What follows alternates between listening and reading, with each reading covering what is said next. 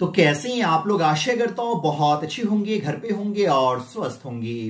तो आज का ये वीडियो बहुत ही इंपॉर्टेंट होने वाला है क्योंकि आज के इस वीडियो में हम लोग 2022 एग्जाम के लिए मॉडल पेपर को देखने वाले हैं, यानी कि सैंपल पेपर को देखने वाले हैं। आप में से बहुत सारे स्टूडेंट एक सवाल पूछ रहे थे कि सर 2022 एग्जाम का पैटर्न क्या होगा, क्वेश्चन का लेवल क्या होगा, ऑब्जेक्टिव क्वेश्चन कितने होंगे, 50, 60 या फिर 100, और उसमें से कितने क्वेश्चन का आंसर देना होगा, सब्जेक्टिव में कितना क्वेश्चन एक्स्ट्रा दिया जाएगा या नहीं दिया जाएगा। ये इससे रिलेटेड आप लोग बहुत ज्यादा क्वेश्चन पूछ रहे थे।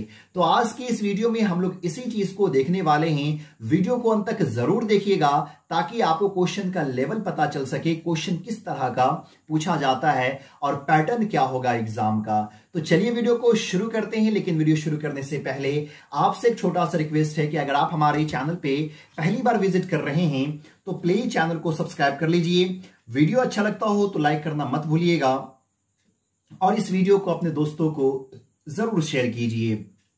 तो सबसे पहला सवाल यही है कि बोर्ड एग्जाम में ऑब्जेक्टिव क्वेश्चन कितने पूछे जाएंगे। ये आप सबको मालूम है कि आप जिस भी सब्जेक्ट का एग्जाम देंगे 100 मार्क्स का देना होगा, चाहे वो इंग्लिश हो, हिंदी हो, फिजिक्स, केमिस्ट्री, बायोलॉजी, 100 मार्क्स का एग्जाम देना है। तो इस 100 मार्क्स में ऑब्जेक्टिव जो है सो कितने मार्क्स का होगा और उसमें क्वेश्चन कितना पूछा जाएगा। तो पहली बात आपको याद रखना है कि 50% ऑब्जेक्टिव रहता है और 50% सब्जेक्टिव, यानी कि 50 ऑब्जेक्टिव क्वेश्चन का आपको आंसर देना है। अब सवाल यहां पे ये उठता है कि 50 क्वेश्चन के लिए 50 मार्क्स के लिए कितना क्वेश्चन दिया जाएगा, 85 रहेगा या फिर 60 रहेगा या फिर 100 रहेगा। तो देखिए, जैसी खबर अभी निकल करके आ रही है बिहार बोर्ड से, उससे तो यही पता चल रहा है कि 2022 बोर्ड एग्जाम में भी 100 ऑब्जेक्टिव पूछे जाएंगे और 100 में स्टूडेंट को 50 क्वेश्चन का आंसर देना होगा, 50 मार्क्स का आंसर जो है OMR शीट पे भरना होगा। तो ये बातें आप लोग को याद रखनी है। हालांकि अभी फाइनल नहीं है, फाइनल तभी पता चलेगा जब बिहार बोर्ड सैंपल पेपर जारी करेगा, मॉडल पेपर जारी करेगा, उसी वक्त पता चलेगा कि कितने मार्क्स का जो है कितना ऑब्जेक्टिव क्वेश्चन पूछा जाएगा। लेकिन जैसी खबर आ रही है, पिछले बार भी सबसे पहले मैं अपने चैनल पे ये वीडियो बनाया था कि 100 ऑब्जेक्टिव क्वेश्चन होंगे और 100 में से 50 का जवाब देना होगा। तो इस बार भी जैसी खबर निकल करके आ रही है उससे ये पता चल रहा है कि इस बार भी 100 ऑब्जेक्टिव क्वेश्चन पूछे जाएंगे और उसमें से आंसर देना होगा 50 का। तो आज की इस वीडियो में हम लोग 100 ऑब्जेक्टिव क्वेश्चन को देखने वाले हैं जो एग्जाम पैटर्न पे होगा, और इससे आपको पता ये चलेगा कि बोर्ड एग्जाम में क्वेश्चन कैसा पूछा जाता है, उसका लेवल क्या होता है, क्वेश्चन टफ होता है या इजी होता है। तो आज की इस वीडियो में सिर्फ ऑब्जेक्टिव को देखेंगे, नहीं तो फिर वीडियो बहुत लंबा हो जाएगा अगर एक ही वीडियो में ऑब्जेक्टिव और सब्जेक्टिव को अगर कवर करेंगे। तो अगला जो वीडियो आएगा तो उस वीडियो में हम लोग सब्जेक्टिव क्वेश्चन को देखेंगे कि सब्जेक्टिव क्वेश्चन का पैटर्न क्या होगा, क्वेश्चन किस प्रकार का रहेगा, कितना एक्स्ट्रा क्वेश्चन दिया जाएगा। तो इन सारी चीज को अगले वीडियो में देखेंगे। तो चलिए अभी हम लोग शुरू करते हैं और समझते हैं ऑब्जेक्टिव क्वेश्चन को। देखिए, अगर बोर्ड एग्जाम में 100 क्वेश्चन पूछा जाएगा और 100 में से आपको अगर 50 का आंसर देना होगा तो कुछ इस प्रकार से आप लोग को देखने को मिलेगा। फर्स्ट पेज जहां पे विषय कोड लिखा हुआ होगा इंग्लिश का, यहां पे आपको सारी चीजें लिखी गई होगी। यहां पे मैं लिख दिया इंटरमीडिएट एग्जामिनेशन 2022 सैंपल पेपर है ना, ये सैंपल पेपर है। अब यहां पे ये इंग्लिश का है। प्रश्न कितने रहेंगे, 67 क्वेश्चन रहेंगे कि नहीं, क्वेश्चन 67 रहेगा। पेज जो रहेगा क्वेश्चन में जो पेज रहेगा वो 20 पेज रहेगा। ये सारी चीजें आपको याद रखनी है। ये सारा इंस्ट्रक्शंस में लिखा हुआ होता है। आपको जो टाइम मिलने वाला है वो 3 घंटा 15 मिनट का आपको समय दिया जाएगा और फुल मार्क्स है वो 100। और ये जो क्वेश्चन पेपर आपको दिया जाएगा ये 2 सेक्शन में डिवाइड होगा। सेक्शन ए ऑब्जेक्टिव क्वेश्चन और सेक्शन बी जो होगा वो सब्जेक्टिव क्वेश्चन होगा। तो आज की इस वीडियो में हम लोग सब्जेक्टिव क्वेश्चन को देखते हैं। और यहां पे देखिए लिखा हुआ रहेगा section A objective type questions, और नीचे में इंस्ट्रक्शंस लिखा हुआ रहेगा कि सिर्फ यहां पे जो है ऑब्जेक्टिव 1 से लेकर के 100 तक दिया हुआ रहेगा, जिसमें से आपको सिर्फ और सिर्फ 50 क्वेश्चन का आंसर जो है OMR शीट पे भरना है। तो अब चलिए बढ़ते हैं पहले क्वेश्चन की तरफ। वीडियो को अंत तक जरूर देखिए ताकि आपको पैटर्न पता चल सके, पता ये चल सके किस चैप्टर से क्वेश्चन जो है सो पूछा जाएगा। तो पहला क्वेश्चन क्या कह रहा है, she is dash most beautiful girl. अब यहां पे ब्रैकेट में आपको दिया हुआ रहेगा चूज द करेक्ट ऑप्शन, या फिर ये दिया हुआ रहेगा चूज द करेक्ट आर्टिकल। यहां पे सही आर्टिकल का जो है चुनाव करना है। कभी कभी दे दिया हुआ रहता है चूज द करेक्ट ऑप्शन, और कभी चैप्टर का नाम ही जो है दे दिया हुआ रहता है। तो इन बातों का ख्याल आप लोग को रखना है। ऑप्शन ए एन है, ऑप्शन बी ए है, ऑप्शन सी है द, और ऑप्शन डी है नो आर्टिकल। तो यहां पे देखिए क्या कह रहा है, she is dash most beautiful girl. तो अगर आप लोग आर्टिकल पढ़े होंगे तो शायद ये चीजें आपको मालूम होगी, अगर नहीं पढ़े हैं तो आगे आप लोग पढ़ेंगे। और वीडियो के अंत में आप जरूर बताएगा कि कितने क्वेश्चन का आंसर आप सही जो है दे पाए हैं। तो यहां पे देखिए आप लोग अगर नहीं पढ़े तो कोई बात नहीं, आगे आप लोग पढ़ेंगे। अगर पढ़े होंगे तो ये चीजें आपको मालूम होगी। और ये बातें आप लोग को याद भी रखना है कि कोई भी सुपरलेटिव डिग्री है, और सुपरलेटिव डिग्री से पहले अगर आर्टिकल का यूज करना है तो ये बात याद रखिएगा, हर हाल में वहां पे डेफिनेट आर्टिकल का यूज होगा, यानी कि द का यूज होगा। तो यहां पे सही आंसर हो जाएगा the, she is the most beautiful girl हो जाएगा। अगला क्वेश्चन है, अगला क्वेश्चन कह रहा है the met office says it will rain heavily tomorrow. अब यहां पे सही आंसर का आपको सिलेक्शन करना है। 4 ऑप्शन यहां पे दिया हुआ है। The met office says that it will rain heavily the next day, the met office says that it would rain the following day, या the met office says that it would be raining tomorrow, the met office says that it will rain heavily tomorrow. अब ये जो question है narration का है, bracket में लिखा हुआ रहेगा choose the correct indirect narration, या फिर ये लिखा हुआ रहेगा चूज द करेक्ट सेंटेंस। सही सेंटेंस का यहां पे चुनाव करना है। आप लोग भी आंसर बताइए इसका सही आंसर क्या होगा। अब चलिए यहां पे मैं आप लोग को सही आंसर बता रहा हूं।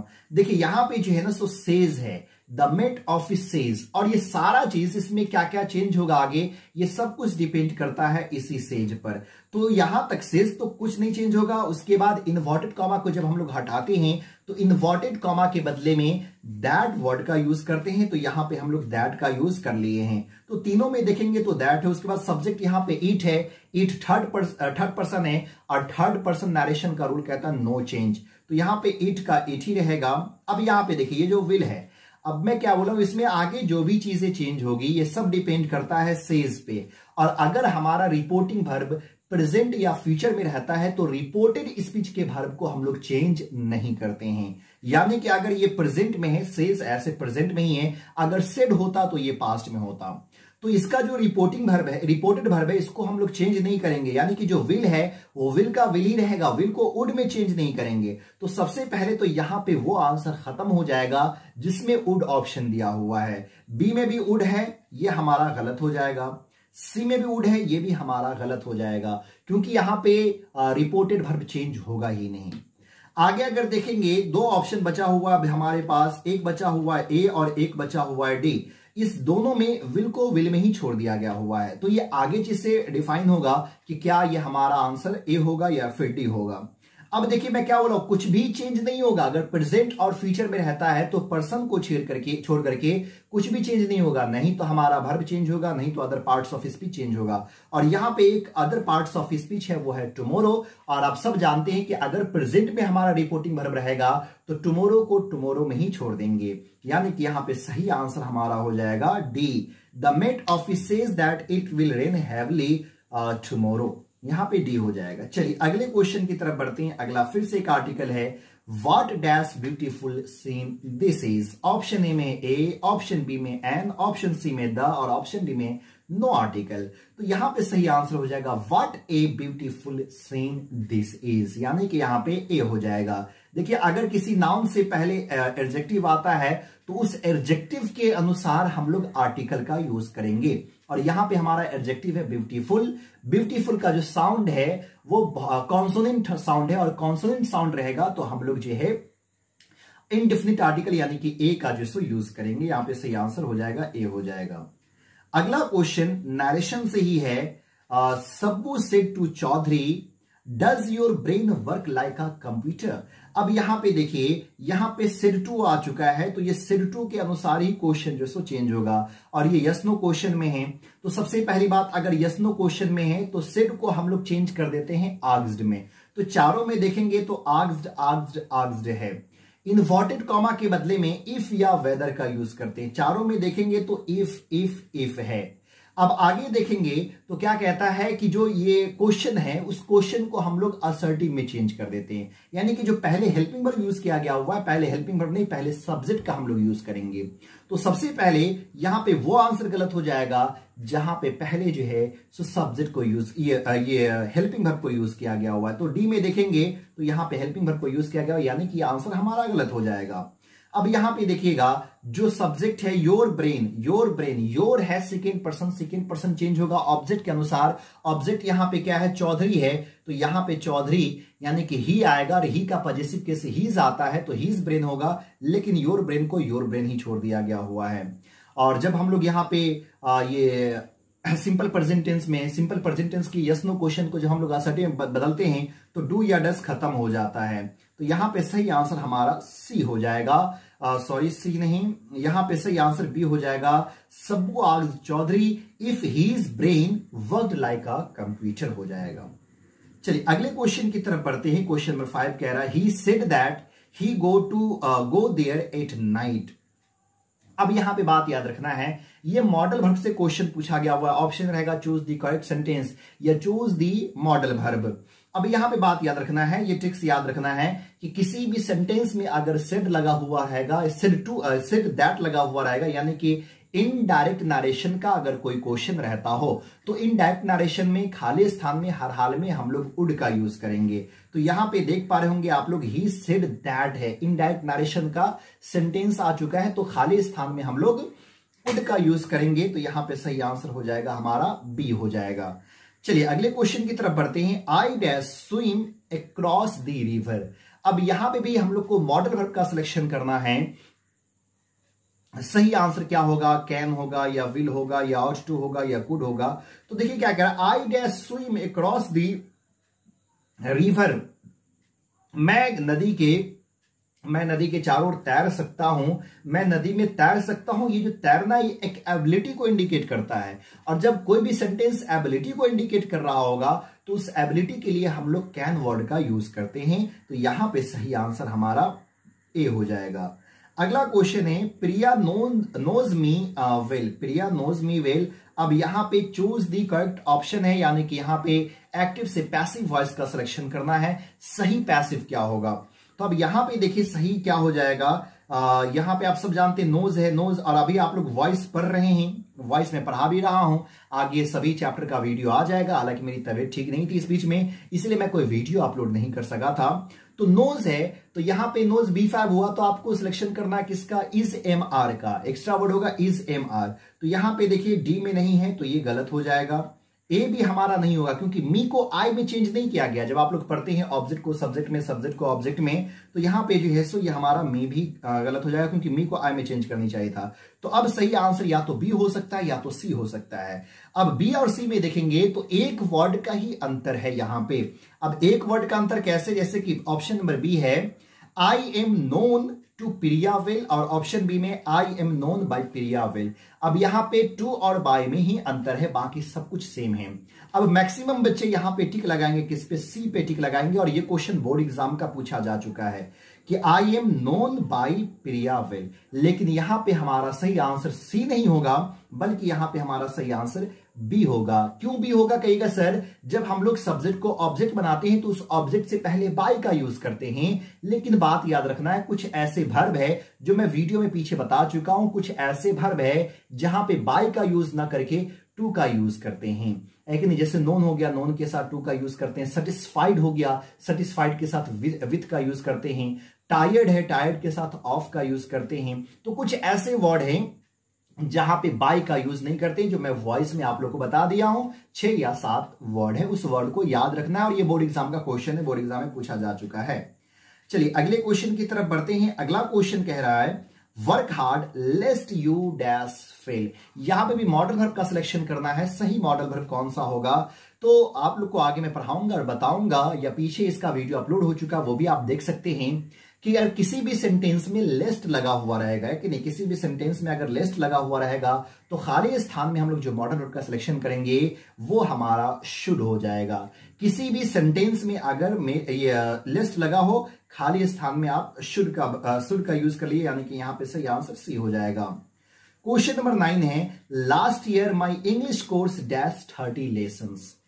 अब यहां पे भर फॉर्म का सिलेक्शन करना है। तो देखिए आगे मैं टेंस पढ़ाऊंगा या पीछे मैं पढ़ा भी चुका हूं इसके बारे में कि अगर किसी भी सेंटेंस में लास्ट, एगो, before, yesterday, day before yesterday या कोई पास्ट टाइम रहता हो तो खाली स्थान में हम लोग V2 का यूज करते हैं। तो यहां पे भी हमको V2 का यूज करना है, V2 का सिलेक्शन करना है। तो यहां पे V2 क्या हो जाएगा, इंक्लूडेड हो जाएगा, यानी कि सही आंसर डी होगा।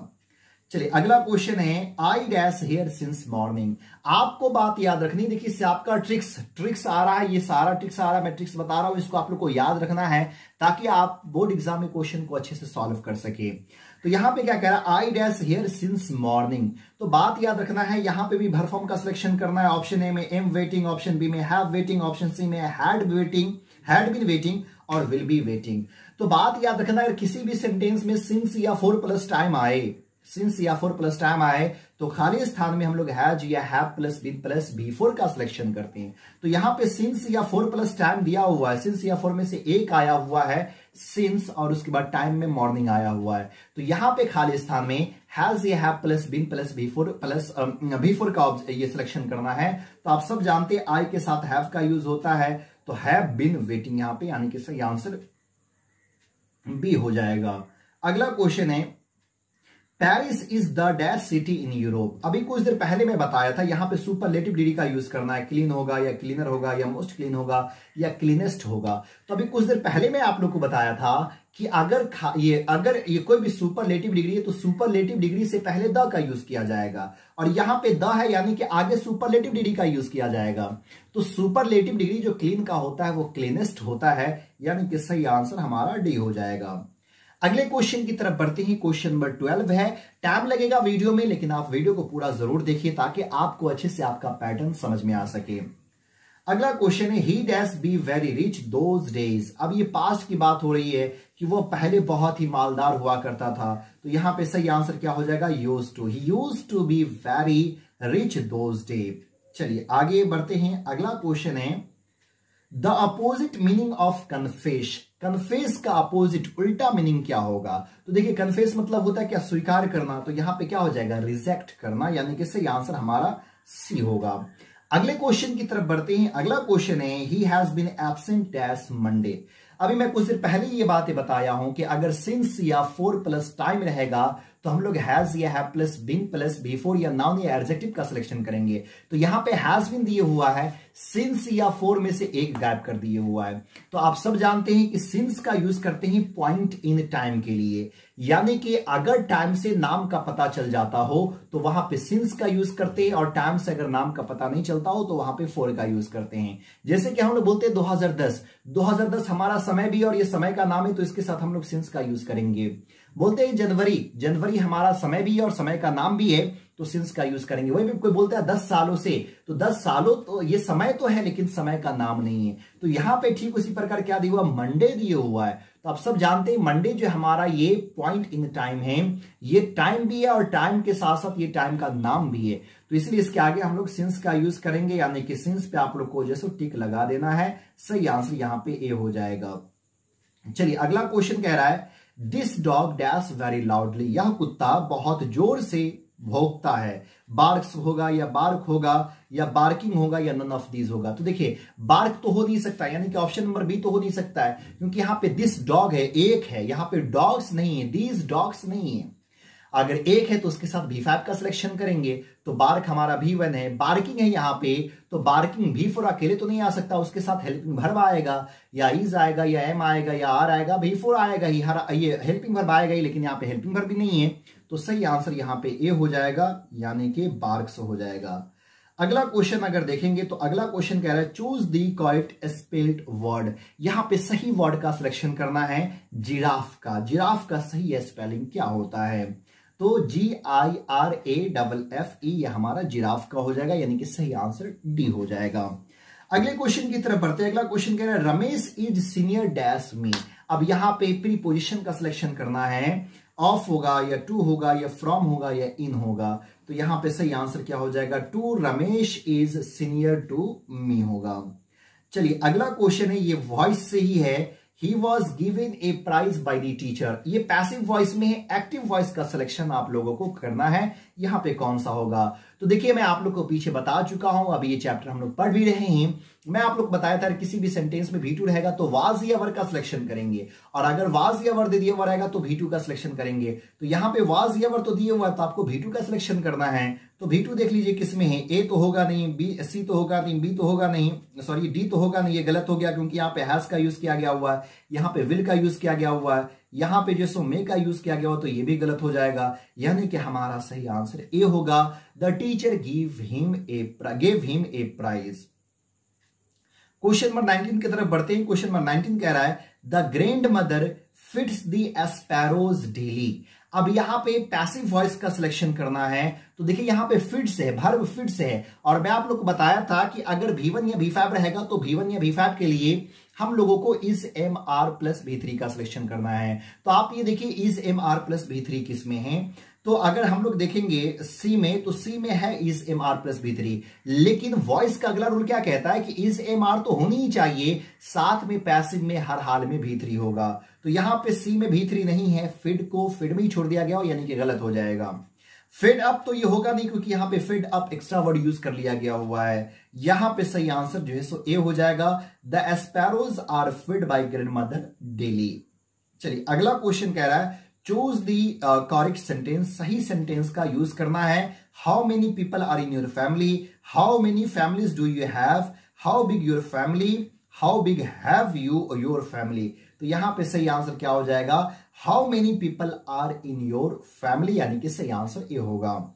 अगले क्वेश्चन की तरफ बढ़ते हैं। अगला क्वेश्चन कह रहा है, she is pretty, her sister is also pretty. अब यहां पे सी कॉम्बिनेशन है, ये दोनों सेंटेंस को एक करना है। तो यहां पे क्या हो जाएगा, ऑप्शन ए है she is as pretty as her sister, she and her sister, his sister is pretty, she is pretty and her sister is not also pretty, she is pretty as her sister।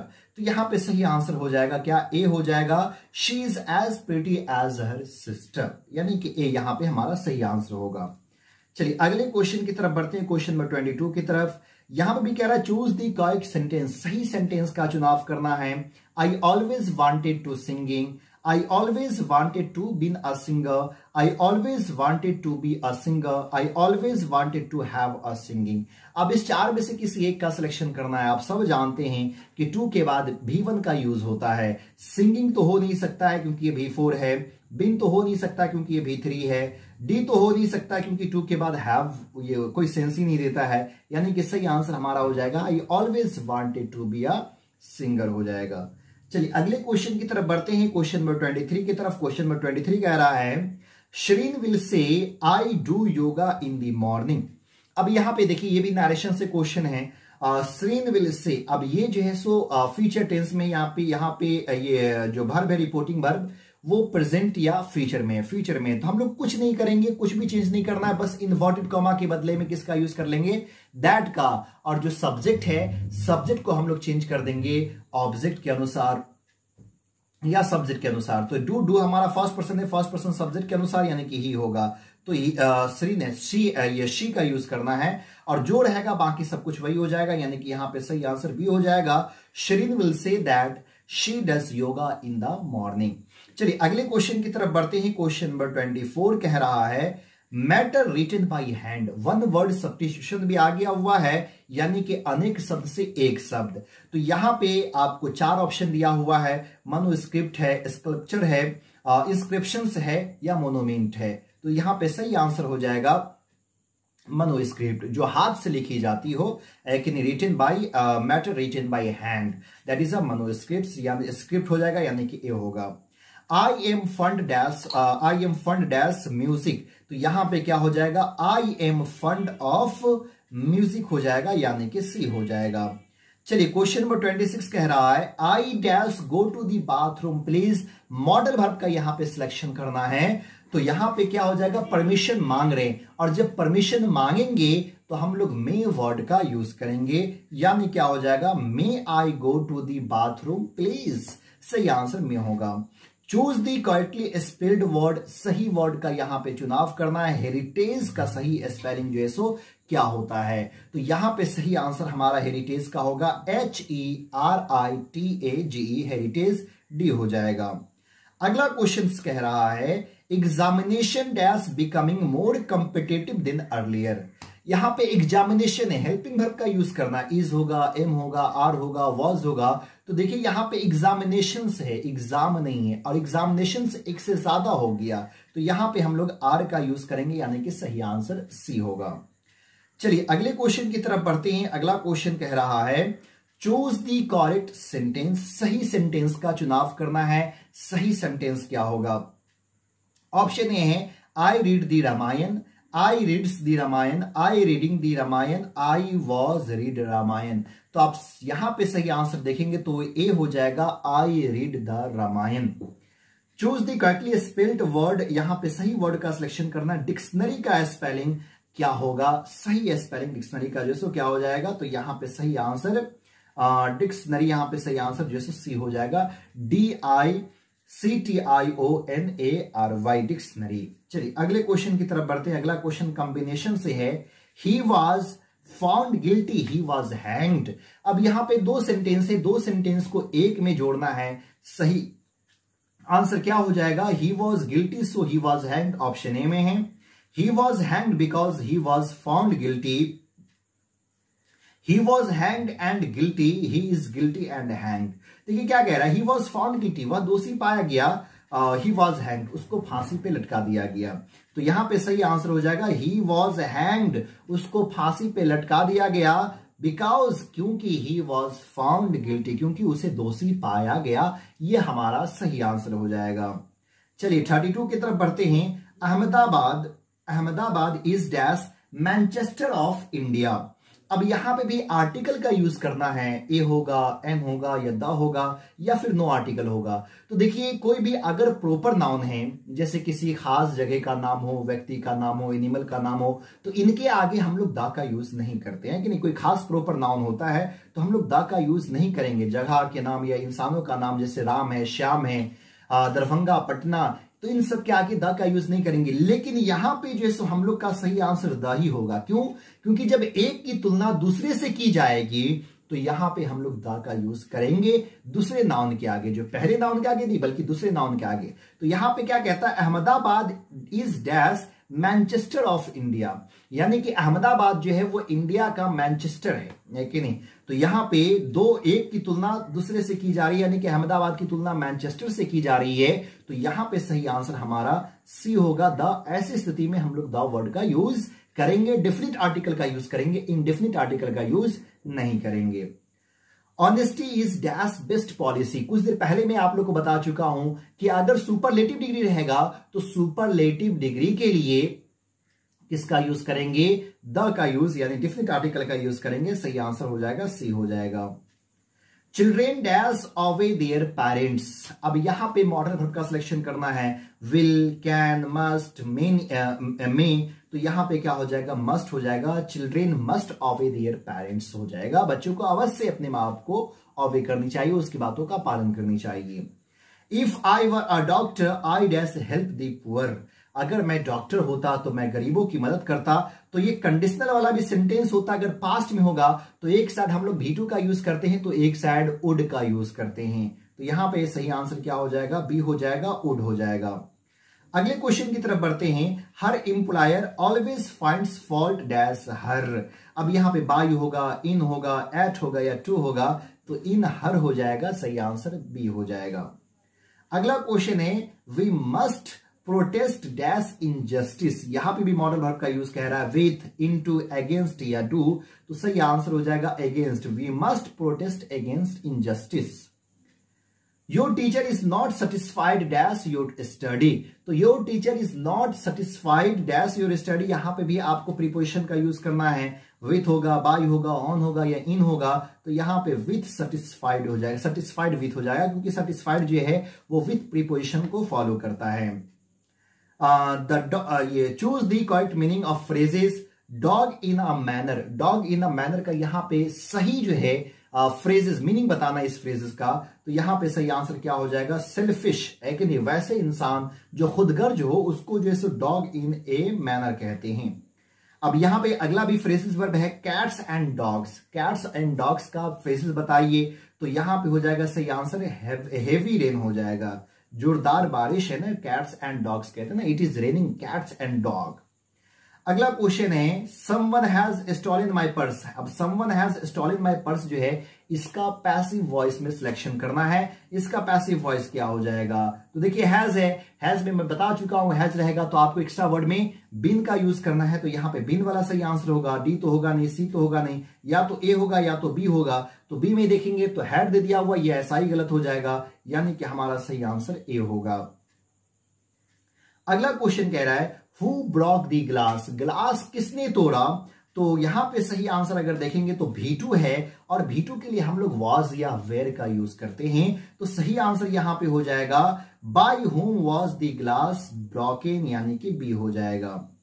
अगला question है she worked late she felt tired, combination है, दो sentence को एक में करना है, she felt tired so work late, she worked late so felt tired, so she felt tired, she worked late but felt tired, she felt tired so she worked late, तो यहां पे सही आंसर क्या हो जाएगा, बी हो जाएगा, she worked late so she felt tired। I earned a lot I saved nothing, मैंने बहुत कमाया लेकिन बचाया कुछ नहीं, यहां पे जो है सो आपको सिलेक्शन करना है कॉम्बिनेशन का, तो क्या हो जाएगा I earned a lot but saved nothing, I earned but saved nothing, but saved something, I earned and saved something, none of these, तो यहां पे सही आंसर ए हो जाएगा, I earned a lot but saved nothing हो जाएगा। चलिए अगले क्वेश्चन की तरफ बढ़ते हैं। क्वेश्चन नंबर 45 कह रहा है कि सही स्पेलिंग का आप चुनाव कीजिए, सही स्पेलिंग जो सो हमारा क्या हो जाएगा, तो यहां पे क्लाउड्स का स्पेलिंग आपको चूज करना है, तो क्लाउड का सही स्पेलिंग हो जाएगा CLOUDS, यानी कि सही आंसर डी हो जाएगा।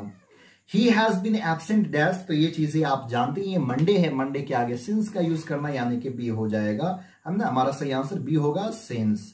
अगले क्वेश्चन की तरफ बढ़ते हैं। अगला क्वेश्चन कह रहा है this is the house dash रामो बिल्ट इट। अब ये जो है सो सेंटेंसेस है, दो सेंटेंस, दो को एक करना यानी कि कॉम्बिनेशन, तो यहां पे सही आंसर क्या हो जाएगा, this is the house that रामो बिल्ट, या वही घर है जो रामू ने बनाया है।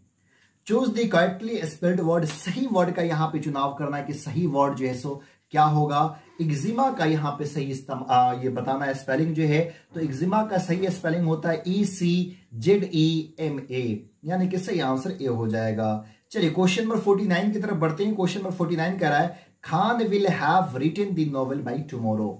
पैसिव वॉइस का सिलेक्शन करना है, तो यहां पे देखिए हैव V3 आ गया, हैव V3 आएगा तो आपको बिन का यूज करना है, तो यहां पे बिन एक ही में यूज किया गया हुआ है, बिन दो में यूज किया गया हुआ है, एक डी में और एक जो है सो बी में, तो यहां पे सही आंसर बी होगा क्योंकि वॉइस है और वॉइस में हम लोग टुमारो को द नेक्स्ट डे में चेंज नहीं करते हैं, यानी कि सही आंसर हमारा बी होगा। अगला क्वेश्चन कह रहा है I waited for his call but he dash not call, मैंने उसके कॉल का इंतजार किया लेकिन वह कॉल नहीं किया। आप सबको मालूम होनी चाहिए डू डज डिड के बाद हमेशा हम लोग V1 का यूज करते हैं, अगर नॉट प्लस V1 रहेगा तो उससे पहले डू डज डिड का यूज करते हैं। तो देखिए ही के साथ तो आप डू का यूज कर नहीं सकते क्योंकि ही के साथ डज का यूज होता है, और डूइंग का तो यूज होगा ही नहीं, डन का तो होगा नहीं, यानी कि यहाँ पे सही आंसर जो है सो डी हो जाएगा, यानी कि डिड हो जाएगा, ही डिड नॉट कॉल। अगला है it is necessary for the government to dash their people's life better, तो यहां पे क्या हो जाएगा, ये जरूरी है कि जो सरकार होती है वो सरकार की जिम्मेदारियां होती है कि वहां के लोगों का वो जिंदगी अच्छे से बना सके, तो मेक यहां पे हो जाएगा क्योंकि गवर्नमेंट टू आ गया, टू के बाद हमेशा हम लोग वर्ब के पहले फॉर्म का ही यूज करते हैं, यानी कि यहां पे सही आंसर बी होगा। अगला क्वेश्चन है she made me dash laugh, laughing, to laugh, laughed, सही आंसर क्या होगा, तो बात याद रखिएगा, यहां पे सही आंसर हो जाएगा लाफ। देखिए मेक जो है, मेक वर्ड कुछ ऐसे हिंदी में वर्ब होते हैं जिसका इंग्लिश में मीनिंग होता ही नहीं है। जैसे हंसना का मीनिंग होता है लाफ, हंसाना का मीनिंग नहीं होता है, तो उसके आगे हम लोग मेक लगाते हैं और मेक के बाद जो हमारा वर्ब आता है वो हमेशा V1 होता है। रोना का इंग्लिश होता है विप, रोलाना का नहीं होता है। फिर से आप देखेंगे समझना का होता है, समझाना का नहीं होता, तो उससे आगे मेक लगाते हैं और उसके बाद V1 का यूज करते हैं। तो यहां पे सही आंसर हो जाएगा ए, लाफ हो जाएगा। अगला क्वेश्चन है he told lies he was punished. यहां पे चूज द करेक्ट सेंटेंस है, सॉरी ये कॉम्बिनेशन है। तो A, he told lies but not punished, he told lies and not punished, he told lies so he was punished, और अगला है he told lies because he was punished. तो यहां पे सी हो जाएगा he told lies so he was punished हो जाएगा। You dash tell me the truth, आपको सत्य बोलनी चाहिए या अवश्य बोलनी चाहिए, तो यहां पे सही आंसर हो जाएगा D, you must tell me the truth. Smoking was someone was knocking dash the door, preposition का यूज करना है तो नॉक के साथ हम लोग एट प्रीपोजिशन का यूज करते हैं, यानी कि सही आंसर हो जाएगा हमारा बी हो जाएगा। I was writing a poem, यहां पे पैसिव वॉइस का सिलेक्शन करना है, तो वॉज है तो सही आंसर हमारा बीइंग वाला होगा, बीइंग है ना, बीइंग BEING बीइंग, तो बीइंग एक ही में है और वो किसमें, डी में, तो हमारा सही आंसर डी होगा। चलिए अगला क्वेश्चन कह रहा है सी थैंक्ड मी, उसने थैंक्ड मुझे थैंक्ड कहा, शुक्रिया कहा। अब ये जो है सो नरेशन है, डायरेक्ट इनडायरेक्ट नरेशन में डायरेक्ट नरेशन आपको सिलेक्शन करना है, तो सी इसका सही आंसर हो जाएगा she said to me thank you, लेकिन यानी कि डी हो जाएगा। A school for training in special art, है ना, वैसे स्कूल जहां पे स्पेशल आर्ट की ट्रेनिंग दी जाती है उसको क्या कहते हैं, तो एकेडमी कहते हैं। वन वर्ड सब्स्टिट्यूशन भी आप लोग के बोर्ड एग्जाम में पूछा जाता है। A house for storing grains, तो यहां पे सही आंसर क्या हो जाएगा, यानी कि जहां पे ग्रेन्स को यानी कि अनाज को स्टोर करके रखा जाता है उसको हम लोग क्या कहते हैं, तो ग्रेनरी कहते हैं, यानी कि सही आंसर डी हो जाएगा। She is a doctor dash, अब ये क्वेश्चन टैग से क्वेश्चन पूछ दिया गया हुआ है, तो she is a doctor isn't she, यानी कि सही आंसर जो सो बी होगा। अब देखिए 60 क्वेश्चन जो है वो ग्रामर सेक्शन से रहेगा और 40 जो है वो कहां से, बुक सेक्शन से, यानी कि प्रोज और पोइट्री से रहेगा। तो चलिए अब उस 40 क्वेश्चन के आंसर को हम लोग देखते हैं और थोड़ा सा समझने की कोशिश करते हैं। तो क्या कह रहा है, our civilization, our culture, our swaraj depend not upon multiplying our wants is taken from, ये लाइन कहां से लिया गया हुआ है, भारत इज माय होम से लिया गया हुआ है, या इंडिया थ्रू ट्रेवल्स आई से लिया गया हुआ है, या इंडियन सिविलाइजेशन एंड कल्चर से लिया गया हुआ है, या आई हैव अ ड्रीम से। तो ये जो लाइन लिया गया हुआ इंडियन सिविलाइजेशन एंड कल्चर से, यहाँ पे पूरा चैप्टर का नाम नहीं लिखा हुआ, आप लोग को याद रखना है, इंडियन सिविलाइजेशन एंड कल्चर का ये लाइन है। बेंजी ओन्ड ए डैश, बेंजी का खुद का जो है सो एक कौन सा कार था, होंडाई कार था या होंडा कार था या फिर जो है सो फोर्ड कार था। ये 2021 में ये क्वेश्चन जो सो पूछा जा चुका है, तो यहां पे सही आंसर हमारा डी हो जाएगा, फोर्ड कार हो जाएगा। I entered this office in a spirit of prayerful, यहां पे क्या हो जाएगा सही आंसर, तो प्रेफुल ह्यूमैनिटी हो जाएगा, तो सही आंसर जो है सो ह्यूमैनिटी यानी कि बी हो जाएगा। जब the Gujarati equivalent for civilization means, यानी कि गुजराती में एक सिविलाइजेशन को हम लोग क्या कहते हैं, तो गुजराती में सिविलाइजेशन का मतलब होता है, ऑप्शन यहाँ पे 4 दिया हुआ है, good person, good character, good conduct या गुड वोमेन, तो इसका मतलब होता है गुड कंडक्ट, यानी कि सही आंसर जो है सो सी हो जाएगा।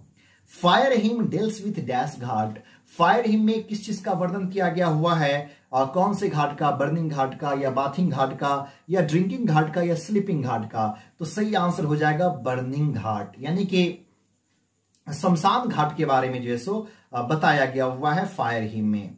अगला क्वेश्चन है this lady of the west country is from, यह महिला, यह लेडी जो है, ये लाइन जो है किस लाइन से लिया गया हुआ है, यह महिला वेस्ट कंट्री की किस लाइन से लिया गया हुआ, किस कविता की लाइन, किस कविता का ये लाइन है, ऑप्शन है snake, my grand mother house या फायर हिम या और टू ऑटम, तो ये लिया गया हुआ है my this lady of the west country, this lady of the west country, यहां पे चारों में से कोई ऑप्शन नहीं है, क्योंकि this lady of west country ये जो लाइन लिया गया हुआ वो एन एपिटाफ से लिया गया हुआ है ना, ये बात याद रखिएगा, एन एपिटाफ से, इस चारों में से कोई ऑप्शन नहीं है, तो आप लोग थोड़ा सा समझ लीजिए, यहाँ पे एन एपिटाफ का ये लाइन है।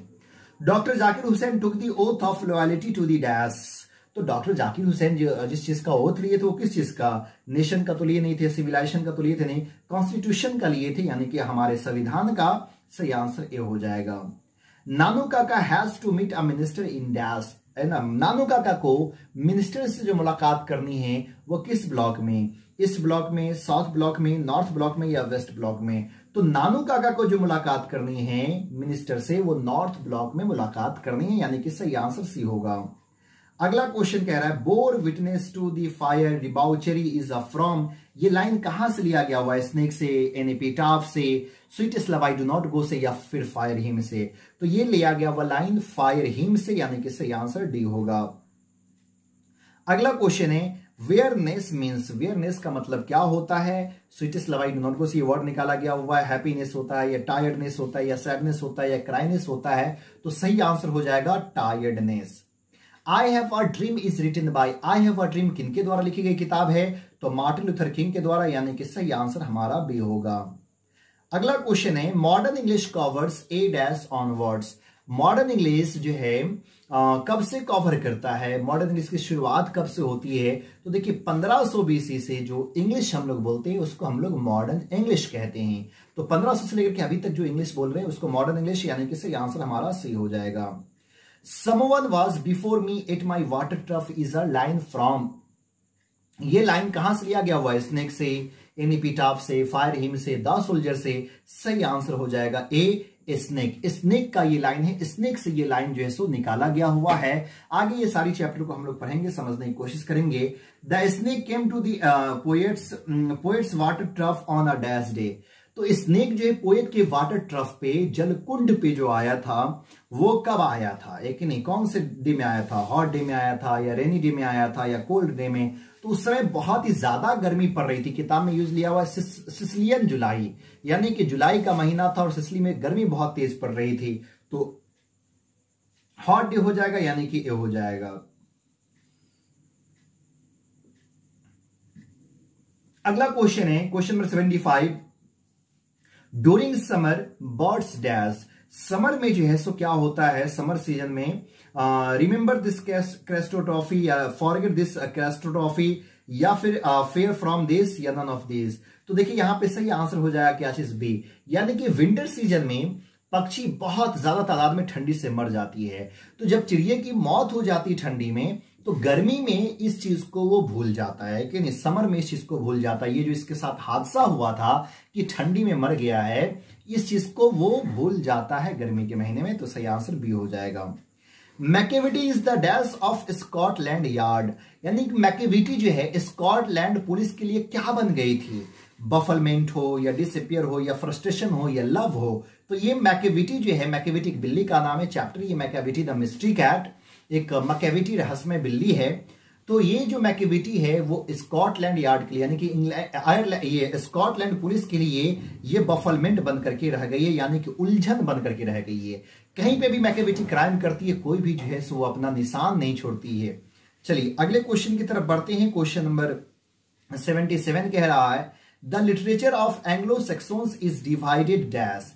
एंग्लो सेक्सोन्स का लिटरेचर जो कितने भागों में डिवाइड किया गया हुआ है, तो शायद इसको 2 भागों में डिवाइड किया गया हुआ है। मैं 100% कॉन्फिडेंट नहीं हूं, लेकिन ऐसे 2 भागों में होगा। मैं नीचे मेंशन कर दूंगा ये कमेंट बॉक्स में या फिर डिस्क्रिप्शन में ना, शायद 2 भागों में ही जो सो डिवाइड किया गया हुआ है। अगर आपको मालूम है तो आप बताएं। जो एंग्लो सेक्सोन्स था, यानी एंग्लो सेक्सोन जहां से इंग्लिश की शुरुआत हुई थी, तो उसके लिटरेचर को कितने भागों में जो सो डिवाइड किया गया हुआ है। अगला क्वेश्चन है the artist is dash. The artist क्या है, एक प्ले है, यानी कि ड्रामा है या फिर एसे है या फिर ड्रामा है या शॉर्ट स्टोरी है। तो देखिए ये जो द आर्टिस्ट है ये एक शॉर्ट स्टोरी है, यानी कि सही आंसर डी हो जाएगा। अगला क्वेश्चन है there is a house now far away where once I received love. ये लाइन कहां से जो है सो लिया गया हुआ है, तो ये line my grandmother's house से निकाला गया हुआ है। Walt Whitman was volunteer nurse during the dash। Walt Whitman जो है सो वॉलंटियर नर्स का काम कर चुके हैं किस युद्ध के दौरान, जो है फर्स्ट वर्ल्ड वॉर के दौरान या सेकेंड वर्ल्ड वॉर के दौरान या सिविल वॉर या थर्ड वर्ल्ड वॉर के दौरान। तो सही आंसर हो जाएगा सिविल वॉर यानी कि सी हो जाएगा। और सिविल वॉर किसे कहते हैं? जो एक ही देश के बीच में युद्ध चलता हो, लड़ाई होती हो, उसको हम लोग सिविल वॉर कहते हैं। अगला क्वेश्चन कहते हैं generally a pregnant women is sent to dash home for child birth. अक्सर देखा यह जाता है कि एक महिलाओं को उसके कौन से घर भेजा जाता है बच्चे को जन्म देने के लिए? तो अपने पेरेंट्स के घर जो है ना, जब भी महिलाएं बच्चे को जन्म देने वाली होती है तो उस महिला को उसके पेरेंट्स के घर जैसो भेज दिया जाता है। English is not our dash, English हमारा क्या नहीं है? तो English is not our mother tongue, ये हमारा मदर टंग जैसो नहीं है। अगला क्वेश्चन कह रहा है dash are careful not to antagonise the press. कौन जो है सो प्रेस से दुश्मनी मोल नहीं लेना चाहता है? तो वो है पॉलिटिशियन, है ना। पॉलिटिशियन कभी भी प्रेस के बारे में कुछ खुल करके नहीं बोलता है, उससे हमेशा ये चाहता है कि उससे दोस्ती ही रखा जाए। Whispering never left and right. Whispering never's left and right is a line from the poem Whispering never left and right. है कि नहीं? ये लाइन कहां से लिया गया हुआ है? तो ये लाइन जो है सो ओड टू ऑटम का है, बहुत अच्छा चैप्टर लिखा गया हुआ है। और विस्परिंग नेवर का मतलब होता है मैसेंजर ऑफ डेथ, यानी ये मैसेंजर ऑफ डेथ जो है हम लोग के दाएं बाएं हमेशा हम लोग के साथ ही होता है, और कभी हमारे खुशियां को छीन करके लेकर के चला जाए हमें मालूम नहीं है। तो सही आंसर यहां पे हो जाएगा now the lips are falling fast, यानी कि सी हो जाएगा। द नेम अंगस्टन was given to the early dash, ये जो है 18th सेंचुरी अगस्टन का ये नाम दिया गया था, शायद 18 या 90 में से किसी एक में दिया गया हुआ है, थोड़ा सा मैं कंफ्यूज हो रहा हूं। 19th में दिया गया हुआ है, थोड़ा सा आप लोग बताइएगा या आगे मैं जो है इस चीज को बता दूंगा। चलिए आगे कह रहे हैं Benji parents planned for a ceremony when he was. Benji के पेरेंट्स जो है वो एक प्रोग्राम रखने का जो है सो प्लान बनाए जब बेंजी कितने साल का हो जाएगा? जब 21 साल का हो जाएगा, यानी कि सी हो जाएगा। And when I crumble who will remember is written by. और जब मैं टुकड़ों टुकड़ों में बढ़ जाऊंगा, ये जो लाइन है कहां से लिया गया हुआ है?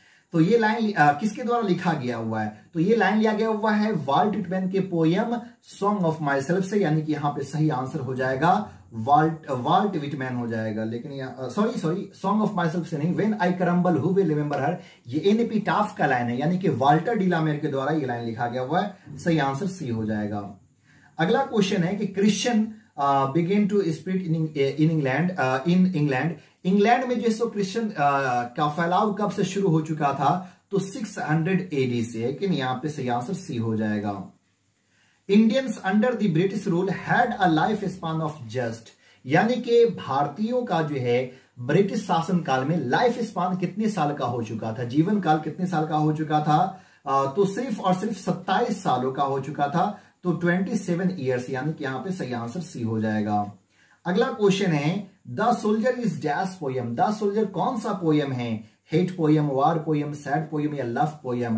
तो यहां पे सही आंसर हो जाएगा वार पोयम, ये युद्ध से संबंधित पोयम है, कविता है, यानी कि बी हो जाएगा। अगला क्वेश्चन है Lumoff says that he will prove in the court that the dash meadows belong to him, यानी कि लुमोफ ये कहता कि मैं इस चीज को कोर्ट में प्रूफ कर दूंगा कि ये जो है सो मेरा क्या ऑक्स मेडोज है, कि यानी कि सही आंसर सी, घास वाली जगह जहां पे घास उगाई जाती हो उसको ऑक्स मेडोज कहते हैं। The scholar gipsy has been written by, तो स्कॉलर जिप्सी जो लिखा गया हुआ है मैथ्यू अर्नट के द्वारा लिखा गया हुआ, यानी कि सही आंसर ए हो जाएगा।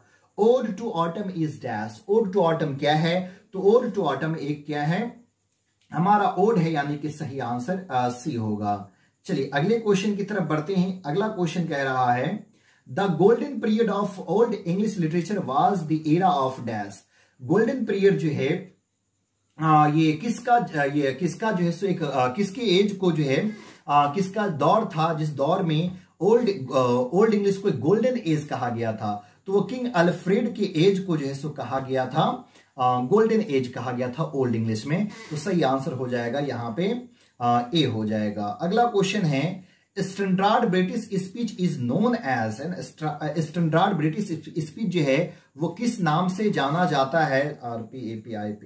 तो ये RP के नाम से जो है सो जाना जाता है। सही आंसर ए होगा। सही आंसर जी ए यहां पे हो जाएगा, RP जो है। अगला क्वेश्चन है, Hamlet is written by, Hamlet लिखा गया हुआ किनके द्वारा? तो हैमलेट लिखा गया हुआ विलियम शेक्सपियर के द्वारा। सीजन ऑफ मिस्ट्स एंड मेलो फ्रूटफुलनेस, ये लाइन कहां से लिया गया हुआ है? तो ये लाइन ओड टू ऑटम से लिया गया हुआ, यानी कि बी हो जाएगा।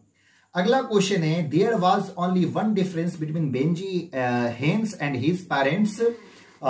There was only one difference between Benjy Haines and his parents. तो वो लैंड का था, है कि नहीं? सही आंसर यहां पे हो जाएगा लैंड। बेंजी के बीच में जो अंतर था वो सिर्फ एक जमीन का ही तो अंतर था, है कि नहीं? सही आंसर जो है सो ए हो जाएगा। चलिए अगला क्वेश्चन हो जाएगा, behind my bedroom door like a boarding is written by, ये लाइन किसके द्वारा लिखा गया हुआ है? तो ये देखिए कमला दास के द्वारा ये लाइन लिखा गया हुआ है। माई ग्रैंडमदर हाउस से ये लाइन लिया गया हुआ है। अगला क्वेश्चन है, I permit to speak at every hazard is taken from, ये लाइन कहां से लिया गया हुआ है? तो ये सॉन्ग ऑफ माई सेल्फ का लाइन है, यानी कि इज टेकन फ्रॉम, ये सॉन्ग ऑफ माई सेल्फ लिया गया हुआ जो वाल्ट विटमैन के द्वारा लिखा गया हुआ है। तो ये जो है सो 100 ऑब्जेक्टिव क्वेश्चन आंसर को हम लोग एक वीडियो में कवर किए हैं, और आगे हम लोग जो है वो सब्जेक्टिव को देखेंगे ताकि आपको सब्जेक्टिव का पैटर्न समझ में आ सके। उम्मीद करता हूं ये वीडियो आपको अच्छा लगा होगा। अगर अच्छा लगा तो प्लीज इस वीडियो को लाइक कीजिए, ज्यादा से ज्यादा शेयर कीजिए, और हमारे चैनल पर अगर पहली बार विजिट कर रहे हैं तो प्लीज चैनल को सब्सक्राइब कीजिए। फिर मिलता है अगले वीडियो में, तब तक के लिए बाय।